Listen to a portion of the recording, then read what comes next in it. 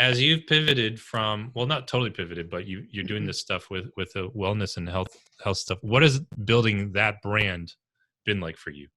Oh my gosh. I think what happened was that, I was kind of just thrown into it by jumping into virtual summits. That's what I ended up doing, and how I was like, Yeah. hey, I'm going to be an online business owner. And it was really, for me, people that know me know that I'm an introvert, and I force myself out, right? To be able to like sit here and chat and share my story. And it was me becoming vulnerable and sharing my own health crisis with people that I went through several years back. And so that was kind of what changed it. Is also for me, I could, being in my brick and mortar, I was helping influence the people in my community, and that was it. However, as soon as I was switching that brand to online, to helping people, I can help people around the world. Granted, I can't do a virtual adjustment, right? But helping them with everything else, and then getting them hooked up with a chiropractor in their area.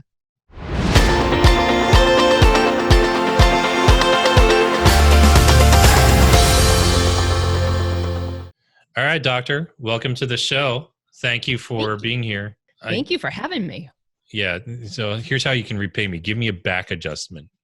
Absolutely. Fly to DC. Oh my goodness. Give me the ring dinger. No ring dinger here. No, you're not a ring dinger person. Yeah. People are like listening and they're like, what? That sounds perverted. What are they talking about? Okay, so I got to lay this out because I know but those who are watching or listening, they don't know this.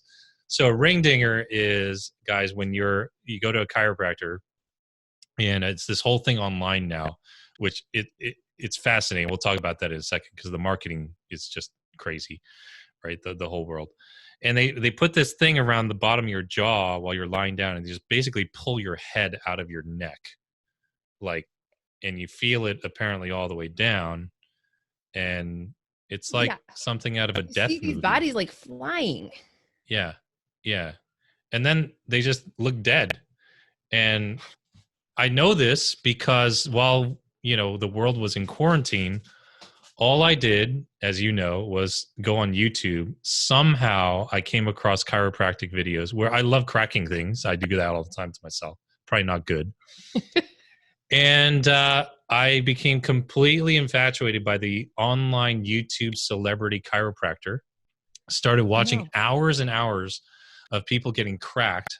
What is wrong with me? I don't know. I think you need a good adjustment. That's probably what it is. Yeah, no, because that actually, it makes me want to throw up when I see it. I'm strange. And I just spent out, and we're marketers, both of us. We do marketing well. And I'm like, this is just proof that YouTube works. Isn't that the truth? Like millions of views, I would bet anything. Millions, right? Millions. And then what they're doing is getting celebrity clients or really good-looking women dressed in yoga pants. I don't know any woman who goes to the chiropractor dressed like the way these girls are. That's funny. And they just give them probably free adjustments in lieu of recording them and putting it on YouTube. They get millions of views. And now they're celebrities, and people fly to Houston or wherever their offices are to get the ring dinger and adjusted. And I'm like, this is personal branding 101. So, okay, so you've done a little bit of a different thing with your brand and your online presence, a little bit, but you're going more into. So tell everybody a little bit about what you're doing, because obviously I told everyone you fix what backs. I don't do. Yes, and what you don't do the ring dinger. Yeah. Well, first off, with chiropractic, it's so funny because I grew up under traditional chiropractic care, which was like the rack and cracking type stuff. But I actually do, and I don't even know if you know this, a very like gentle approach to chiropractic. So I don't twist, crack, pop. So that's why I hear the ring dinger and I'm like, oh my God, that's absolutely everything that opposite of what I do. But it's still obviously with chiropractic is making sure the brain's sending all the right signals to the rest of the body, because our brain controls everything, right? So that's what I work on. But then it's also just helping people heal naturally through and really making healthy living simple. That's my online brand, because what I find with patients, they walk in, everybody wants to be healthy. There's nobody out there sitting there saying, by the time I'm 50, I want to feel like, bad, feel like crap. I almost swore. I probably. It's fine. We'll bleep it out. It's fine. Just be you. But I want to feel lousy by the time I'm 50. I want to be fat and overweight and exhausted and hard to walk upstairs. Like, nobody's saying that. Everybody wants to be healthy and active, but you get online and you start seeing all this stuff, and then you have like 10 hours of ring dinger videos and you're trying to figure out what just happened, right?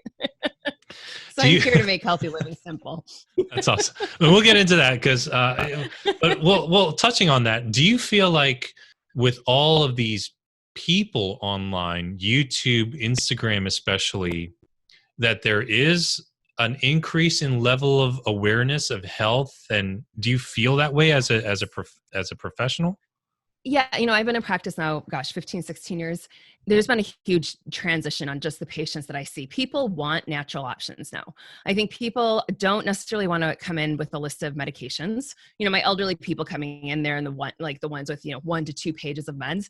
But people our generation, we don't want that. And it's so often I'm sitting, sit down with a new patient and they're across the desk from me and they're like, I don't want to take meds. Like, I don't want to cover this up.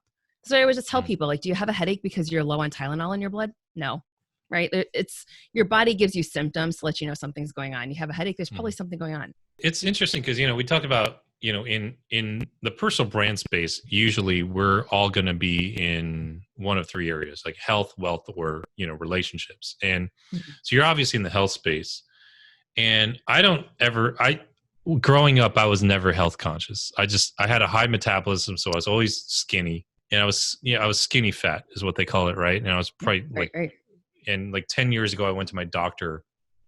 I was still in my early 30s, and he was like, "You have such high blood pressure. You need 3 medications, and you have like the heart blood pressure of like a chain smoker. What is wrong with you?"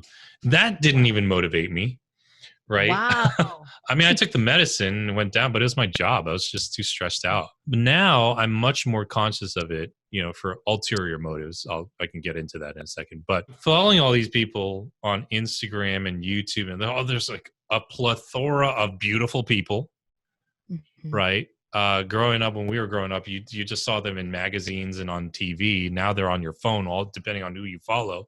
And it just seems like the normal person, at least to me, has so much more exposure to people who are healthy. So I do think there's a space for healthcare professionals who want to go build a brand and share their expertise. As you've pivoted from, well, not totally pivoted, but you're doing this stuff with the wellness and health stuff. What has building that brand been like for you? Oh my gosh. I think what happened was that, I was kind of just thrown into it by jumping into virtual summits. That's what I ended up doing, and how I was like, hey, I'm going to be an online business owner. And it was really, for me, people that know me know that I'm an introvert, and I force myself out, right? To be able to like sit here and chat and share my story. And it was me becoming vulnerable and sharing my own health crisis with people that I went through several years back. And so that was kind of what changed it. Is also for me, I could, being in my brick and mortar, I was helping influence the people in my community, and that was it. However, as soon as I was switching that brand to online, to helping people, I can help people around the world. Granted, I can't do a virtual adjustment, right? But helping them with everything else, and then getting them hooked up with a chiropractor in their area. What was your first summit about? Keto. I jumped right into the Keto Virtual Summit, right? Yeah, so I ended up doing a whole thing on nutrition, and that was it. So then we relaunched that, and now we're doing women's health. So yeah, it was like, hey, here's, all of a sudden I went from a 0 list to having a list, and I was like, what am I supposed to do with this now? Okay, so all right, hold on. All right, let me back up there for a second. Okay, I don't mean this in a bad way at all. No. Did you have any credibility to talk about keto? Well, yeah. I have multiple degrees, right? So I do a lot of nutrition. Okay. Yeah. Okay. Yes. No, sure. I also have a wellness. I did a lot of postgraduate work in wellness, and that was more like, I always laugh. I was that person that was doing paleo before it was ever called paleo.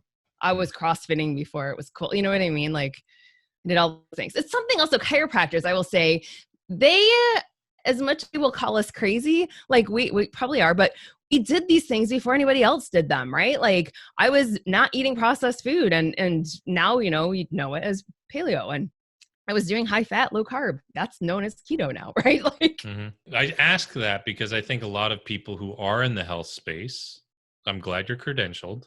Okay. I knew you were. I knew you're drlisao.com. Everyone check it out. But there are people who go into the health space, and I'm like, do you know what you're talking about? How do I even trust what you're saying?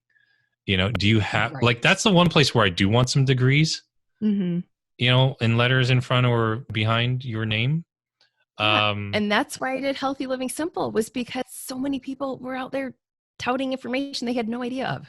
it's dangerous though. It's dangerous, but it's also the wild, wild west. Okay. So a few weeks ago, I posted this thing on Instagram. I started doing these weekly recaps and doing a Friday post on what I did that week. I don't know why. I think it's my own way of journaling on Instagram. Okay. And I wrote how I gave my massage therapist a leg band because, you know, when you work out with it, it strengthens your glute medius, which is, you know, one of the most underused muscles in our bodies because we all sit now. Right. And then I was like, I thought for a minute about becoming some fitness expert on YouTube because everyone can do it and anyone can do it. It seems like just anyone does it. Literally, people commented and sent me DMs and like, what band was it? And then I wrote in that same post, I don't sleep very well these days, or I have a hard time falling asleep. Probably, I'm an idiot. Okay, we all know this because I look at my phone in bed. So of course I'm not going to sleep. All the blue light, I'm saturating my eyes with blue light, Right. but I can't stop. Right, I'm watching chiropractic videos, and I'm like, why can't I sleep? That looks so relaxing, and my eyes are like, ugh, right. And so someone leaves me a comment, and it's like, oh, try this thing. It's called a spunk mat. It's an acupressure mat with all these like little plastic needles, right? I have I it right have over that. there. Yeah, and I bought it. I Mhm. bought it, and then I told people about it on like they all bought it using my Amazon link. I bought 3 of them for my family. I don't know a bicep from a tricep. And it's just weird like how this online influence. So on one hand, I'm telling everyone who's watching or listening, go start a brand even though you know what you're talking about. Mhm. On the other hand, the market will self-correct and it will weed Right. out people who don't know what they're talking about. So follow Lisa. Okay, so you start this virtual summit, you do the Keto Summit. You now have a list. What did you do with your brick and mortar practice when that happened? Were you like, okay, I want out of my brick and mortar practice. I want to do full-time online business because you've been on TV, you've done the whole 9 yards. What Yeah, is you it? know what? And I still like, I love hands-on patients. Like like that's to have those relationships with my patients where I get to witness miracles every single day, right? Like I never want to leave that aspect, but it's also the fact of the matter is I live in Michigan and I like it for 3 months out of the year. Like there are 9 months out of the year I am not a fan of being here. So I have always had this dream of being on the beach and working virtually with clients and then just coming, like, even if my patients are listening, right? Like I'm not letting them go. They're my family. But Come back every 3 months. You come back during that that's 3 month period, exactly. right? Yeah, come back once. I've always said 1 week out of the month so that way I can Yeah. see because I've got people that I literally have known for 20 years that are still in my practice. I've got kids Mm. that I took care of that have, this is when I feel really old. Like kids that started in high school, when I got married, like they went through college and grad school and now they have kids and I'm taking care of their kids. And I'm sitting here thinking What? I'm still in the same You're not practice. that old. That's crazy. That surprises me. I know. Wow. No, it's crazy. I do. I seriously, I've got these 2 little kids that are probably 2 and 4 now that I'm taking care of, that I've taken care of the mom since she was 7th grade. Oh my gosh, that's odd. That's bizarre. Yeah. Wow. Okay, so so you in a few years you're living in Puerto Rico or Bali or something like that, Yeah. and running the online business. So you do keto. Now everything after that, has it been a summit for you? Have you just done summit after summit after summit? Yeah, and podcast. I started into this is what I kind of like COVID, right? Like not Yeah. really. I don't like COVID, but like the whole shutdown time period really forced. I was on an airplane every single weekend prior to that. I haven't been on a plane now in how many months? And so literally, I mean, it has forced me to slow down and has forced me to finish projects that I had started because again, like I'm an 8 Enneagram with a 7 wing. So I'm like this great starter, lousy finisher on things because of that 7. So it's been great. My 8's been getting really strong. I'm an 8. I think I'm a 7 wing now. Oh, I think I was in more of a 9 wing, but I'm definitely an 8. And yeah. so I get that. It's like Mm-hmm. everything has to be intense. Yeah, everything has to Yeah. be, like that's why I want ring dingers apparently. Even when I rest or get therapy, it has to be intense and break my neck. Okay, so you're doing the summits, you're podcasting. you're on TV or in a movie. Yeah. I want to talk about this. How, what, why, where? So, yeah, it's a better way Okay. documentary, a better way film. And literally, it was all about a better way to health. And it's fun. Like, I am all about the law of attraction and that type of stuff. Being in a movie was never anything that I thought, like, was never really on a vision board, but it was just somebody reached out and was like, here's the deal. The producer had seen some of my videos online. I'm like, he's like, I've seen your YouTube videos. I'm like, I don't have any YouTube videos. So it was like videos people had put out of me. And they're like This we're excited one. to have you. Right, exactly. Yeah. So it was literally, I flew down to Houston in the morning. I interviewed, I turned around and I flew home that night, and it happened to be on my day off. Like Wednesdays are my days off. So Thursday I showed up in the practice. It was to premiere this year, and they were going to do it all throughout the US and all of these movie theaters. And obviously the movie theaters shut down. So it's been online premieres, which has been really cool. And being able to share about not just, a better way to healthcare, which is obviously what we're talking about in this through chiropractic, but I was able to like deep dive and share with them about how pharmaceutical companies work and some of the deceptive advertising of pharmaceutical companies, right? So it was really cool just to go through there, and then to literally, Mike, just to sit there to watch the producer and everybody else with their cameras and all of that, just see the light bulb go off in their head as I was speaking. And they're like, wow, like this is amazing. Like I had no idea on some of the stuff. So might ruffle some feathers, but it was just different things of, hey, this is the reality. Cause I think we're about the same age. So we both grew up, through the 80s and the 90s. And it was at that time period in the 90s when they started marketing drugs to us on television ads, right? Like there was a time period that was not a thing. And so we all became accustomed, like we go into our medical doctor and we ask for X, Y, and Z. And so that's when people started, it was all based off of dollars. So I see you laughing. I'm not sure. Yeah, because while you're sharing this, I went and Googled my own website. I did a search on my website because eons ago, I did an interview with a guy named Vince Perry, episode 121. I just looked it up.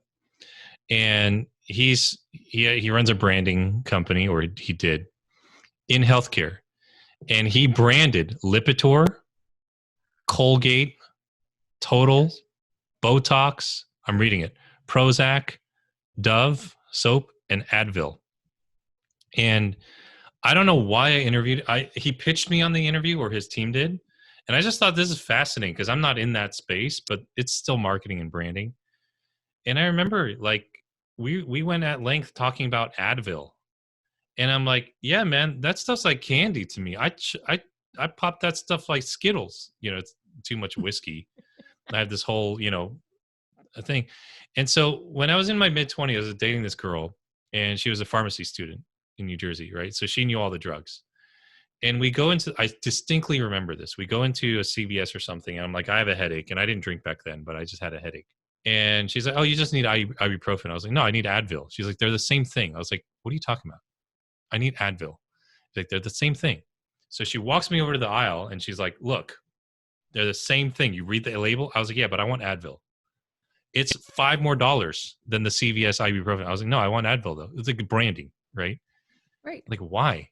It tastes good. What? It tastes good. It's like sweet. And I asked him about that. He's like, oh yeah, we did that on purpose. Yeah. We tastes good. I mean, even the color, I remember this was one of the examples I used. Yeah. It didn't make the movie. It is all marketing, right? All marketing. So Prozac. So they ended up, and so they'll off-label things, and so they'll use them for different stuff. But a little bit later, they started touting to women for PMS symptoms a new drug called Seraphim. Right? So all they did, they changed the color of the pill, and I don't remember what Prozac was, if it's pink or purple, but they flipped it over to the other color. And then all of a sudden, these women found out later they were all taking Prozac. Like literally, it was just, they relabeled it. Repackaged. They changed the numbers. But the amount of money that they use for marketing is crazy. It's more than R&D, I think, or it gets thrown into R&D. It's something like that. So they know how to market. They know how to market well. This guy knows what he's doing. I didn't know if I liked him after that conversation. Right. I was like, what?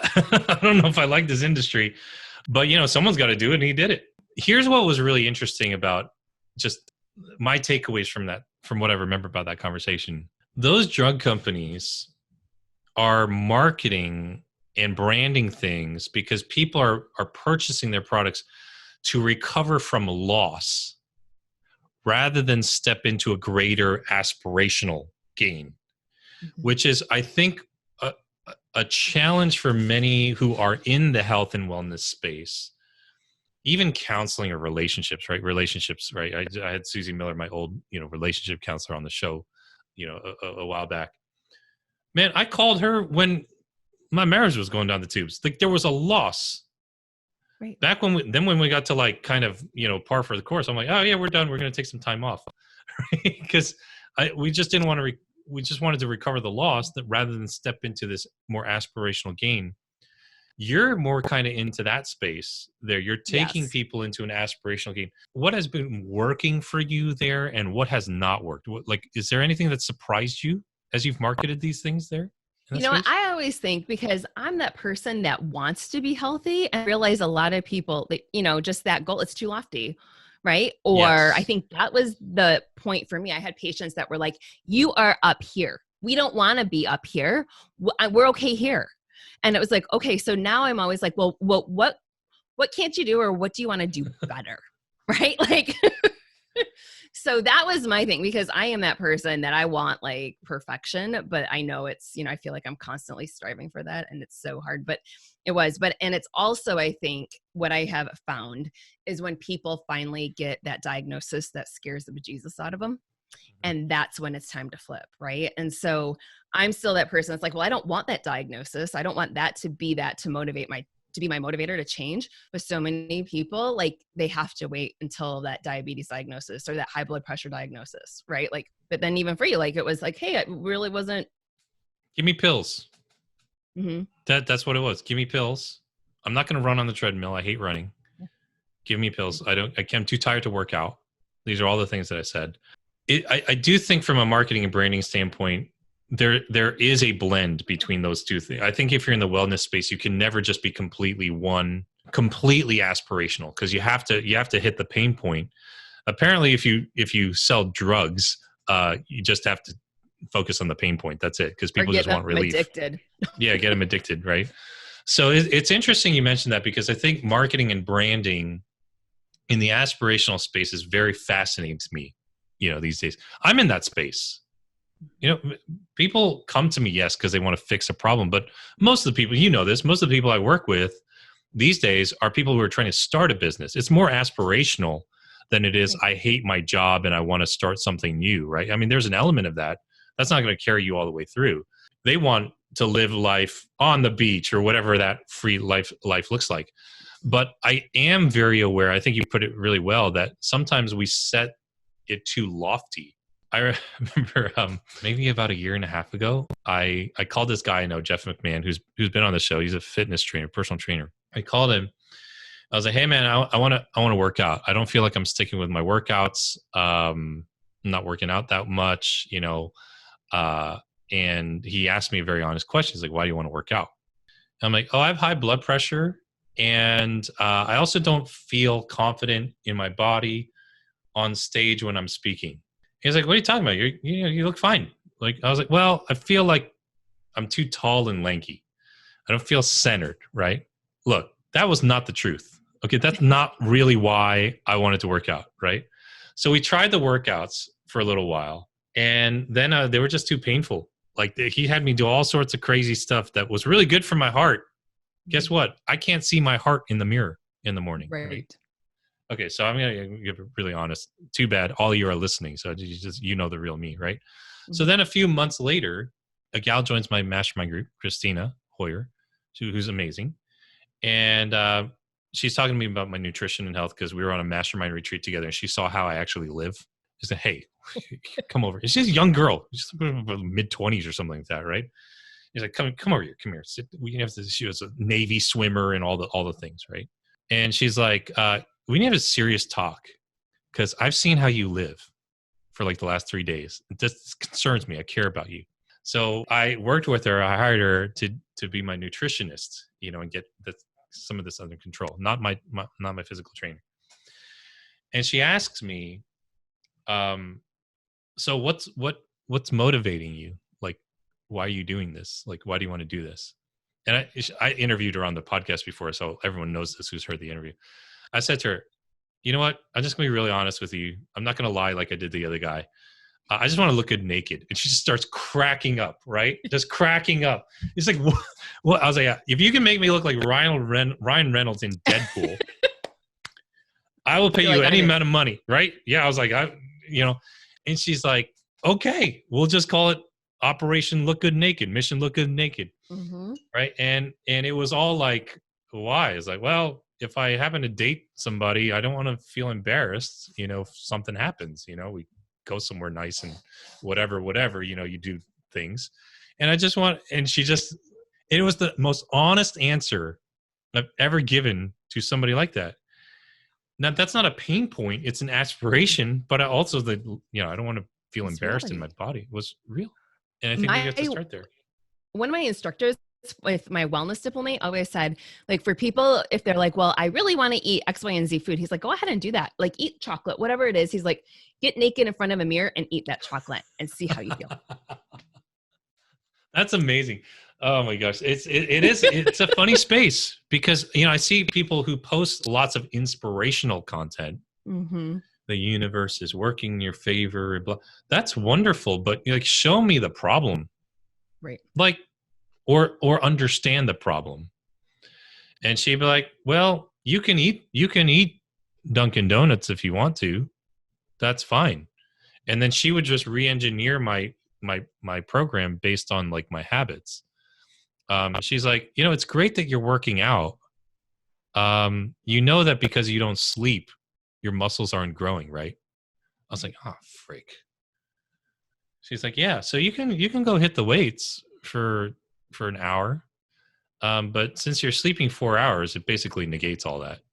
That's why you're not seeing muscle growth. It's not because you're Asian, which is what I told her. I said, I have Asian genes. We don't retain muscle. Therefore, I have chicken legs forever. And she's like, you can squat your body weight. You just don't sleep. And I was like, frick. I know, right? And that was, I was the other, I don't know. That was my whole keto story, right? Talking about people that didn't have any experience. Because I was following some of the male bloggers way back when. So I followed their stuff, which didn't work so awesome for women, tanked my hormones. I wasn't like muscles, like everything. Gosh. Right. So that was like my pain. That was my pain, but I came back, figured it all out. So now when you do the Keto Summit and you do some other stuff, healthy, like how do you are you finding people are just gravitating toward that because it's keto and they know keto? Yeah, keto's a hot, sexy word, right? Okay. Like it was paleo, and then gosh, what year would it have been? 2016, 2017 is when it just started taking over, I think, the Google search engines. So even now, and now what's crazy is carnivore, right? So like I'm more of a carnivore I love meat, but I can't even do that. I didn't know any of this stuff. Yeah, so it's like almost zero carb. And for that, I dug down the research of that because I was like, there's no way it can be healthy. And then once I started doing the deep dive, I was like, dang it, these intelligent people that I know actually know their stuff and figured it out. So it is. I think there's definite buzzwords, but it's always a short term, right? Like keto's not going to be this huge term a couple of years from now, I would bet anything. It's going to be the newest thing. Right? So do you just start to try to stay ahead of that kind of like with where you're at or? I think so, but it's also because I think chiropractors were forward thinking, right? We're always thinking outside of the box. That's what also I think of during this time period, how many people of my chiropractic colleagues ended up going like viral, doing whatever they are, because they're questioning a lot of stuff right now. So we're always ahead of like one step ahead, questioning why things work the way that they do. So, and then I also just go from personal experience, right? So the Women's Health Summit that's coming about, it's going to be all, I think I shared this with you. About that. Because again, it's fine. Oh my gosh, because this is again, I'm the person that's quiet. Like I don't really, if my parents heard that I was doing this, they're going to be like, this is not our daughter. Because we are going through all the questions women want to know, but nobody wants to ask. We're all scared to death to ask. So, okay, fire away. I mean, we're covering. Now you've intrigued me. It won't gross me out, I promise. I was married once. I've heard it all. It could be relationship issue stuff, right? So that was the thing. Like when I was working on some of the questions that we're going to go through, they're like, what about this? And I just was finally like, listen, here's the deal. I'm the 42-year-old girl that's never been married. I don't have any kids. So I don't know what type of relationship issues you want me to start asking about. Like going through a divorce, I don't have those questions. So I'm going to need to get some research from some other people, right? So I think like my business partner in this was like, oh, really? I'm like, I will bring things in from my perspective. But if you're looking for this stuff, this is different. So we're going through all the physical stuff, and there's a lot of stuff that us as women, we deal with that you guys don't even know. So we're going to talk about those things. Okay. And you don't have to specify. Yeah. I take that back. Don't specify. Yeah. No, I don't want to know about it now. Yeah, you don't. It'll ruin okay. everything. No, I don't want to know about it now. Go to the summit, go to the Women's Health Summit, everybody, if you want to know about it. Go follow Lisa. No, I do think that, well, that brings a unique perspective where when I see that, where it's like you said, I've never lived that life. I don't understand all of that. I haven't, been married or whatever it is, but still people want guidance from you.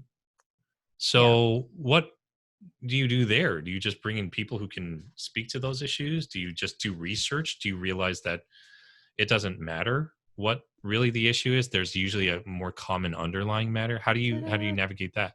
No, I think it's definitely that, right? Like, Okay. I think there's so many things that we all go back to, what are our basic needs, right? And I feel like that's a lot of it.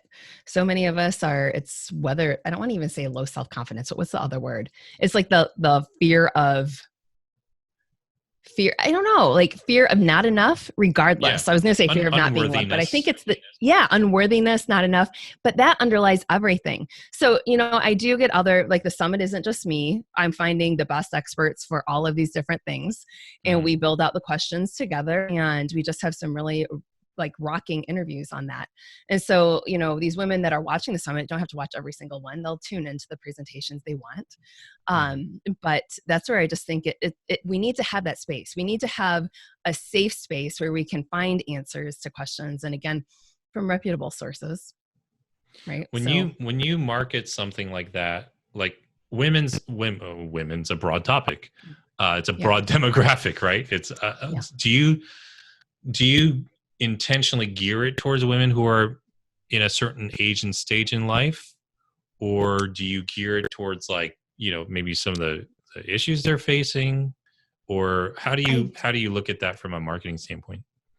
My avatar is like me. Okay. Like, I don't even know if that's something good to say or not. No, I like but it that. would be like, good. I always look at my avatar is my sister who's in corporate America, right? And myself, and we're 2 years apart, and she's got, the kid at home and all that type of stuff. But then, so that's how I market. Like, it's been funny because I've had guys that are like, you need to do this, this, and this. And I'm like, no, like, I'm not going to open up an email like that. Like, that's just how that would go, that I delete. Right. So that's how I market. And then it is like, do we go with specific issues? Well, there are, but then especially for women, as we go from 20s to 30s, 40s to 50s, it's different for all of us, just like any man. But I try to keep it all very broad. So that's where I just think right now it's about that late 30s to mid 40s age group that I'm really focusing with. And that's been like kind of the breadth of the online stuff that you've been doing. It's been right in that pocket. We're the same age. So as we get older, would you just keep targeting and just growing with that group? I probably will. Yeah. But then, I mean, because I guess, man, that's a hard question. I guess I haven't really thought of that, because I do look for advice to people that are maybe 10 years older than me, but not 20. Yeah. I don't pay attention to the 62-year-old guy who lifting weights. It's funny you say that because, so it's funny you say that. So I was very fortunate about a year and a half ago. I was out in LA on a work project, and it was with Tony Horton, the guy from Beachbody who invented P90X. Yeah. So I was at his house, and we did this whole thing. We recorded a podcast in his home gym. It was pretty awesome. And so cool. We did a workout together. I was on video doing a workout with Tony Horton. It's like so surreal. Tony Horton. I can't even believe this. But, when he made P90X, he was like 43, 44. Now he's 60 something. And I'm like, oh, Tony got old. Now he can do like 100 more pull-ups than I can. Okay. He's right. But I'm like, oh, he's not for me anymore. He's too Mm-hmm. old. He's 60, So I You started following will. this other guy on YouTube, and I just watch all his stuff. And it's just weird how the human mind, I'm not throwing anybody under the bus who's older. Mm-mm. I'm just telling you how psychology works. Human beings are weird like this. It's even like Tony Robbins the same way, right? Like, Yeah, he's just old. So people are like, I'm going to go follow Gary Vaynerchuk, ta-da! who hasn't Right. done jack compared to what Tony Robbins has done in the personal development space. I mean, right? Yeah. But then, like, I don't know if this is a guy thing, right? You can tell me and just be honest. I still think I'm like 33, and it doesn't I do help too. that I'm Asian and I look way younger, right? Mm-hmm. We don't age people, by the way.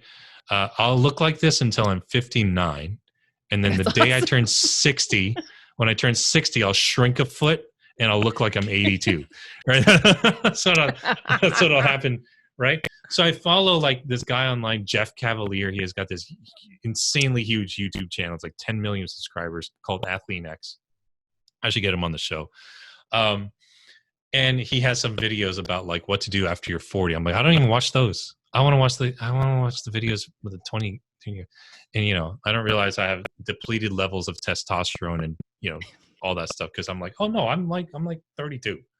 I'm not No, I still 42. think I'm 25 until Yeah, I okay. hang out with 25-year-olds, and then I'm like, I'm so not 25.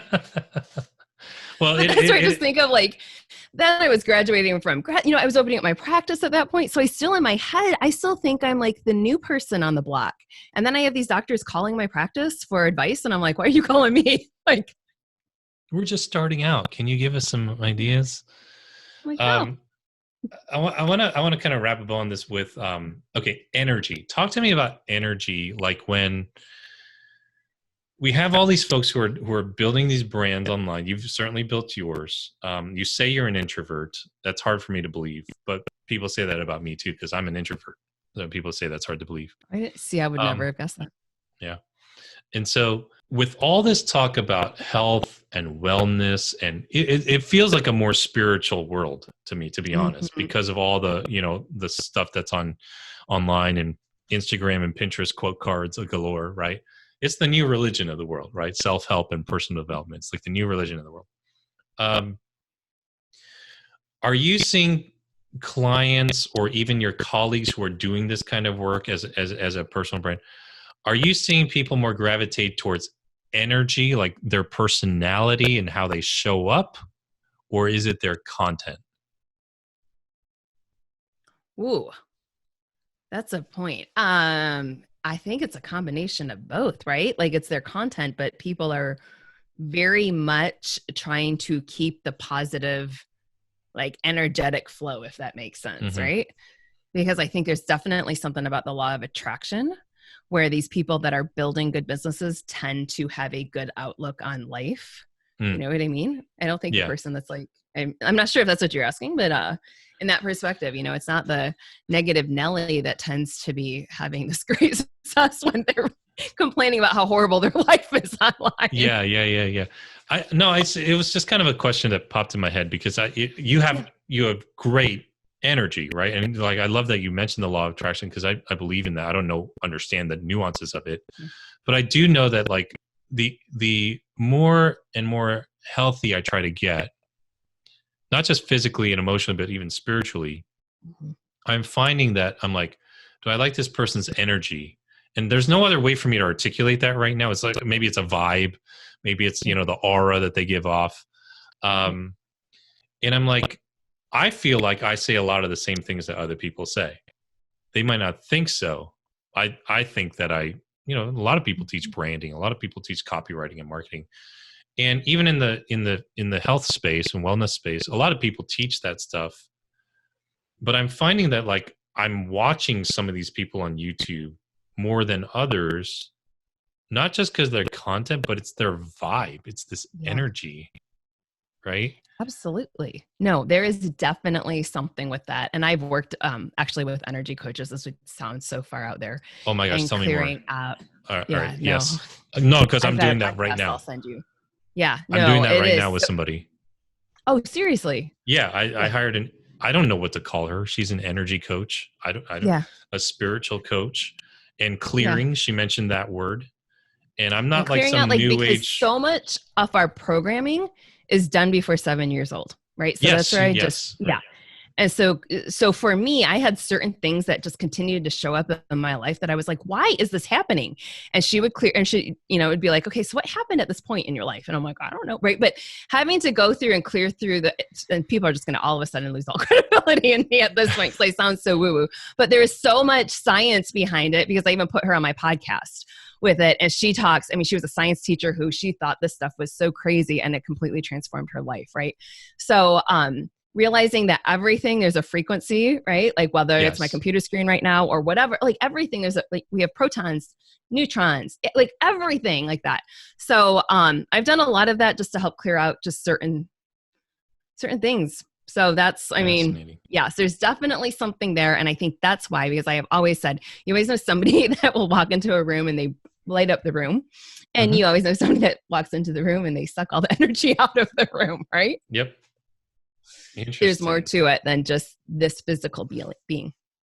All right. Okay. You got to send me that podcast episode. We're going to share it in the show notes here. I want to listen to that. Yeah. Cause it is a new thing for me, but, it's so bizarre. Even after the first call that I did with her, and we do it virtually, right? Yeah. All these things happened on this one day. And I'm not this, conspiracy theorist kind of person, but I do believe almost everything in life is just a frequency. I mean, I was a musician. It's like, A is, the note A is tuned to a certain frequency. It's 440, right? So it's like, yeah, it was just weird how that worked. And, yeah, interesting. Okay.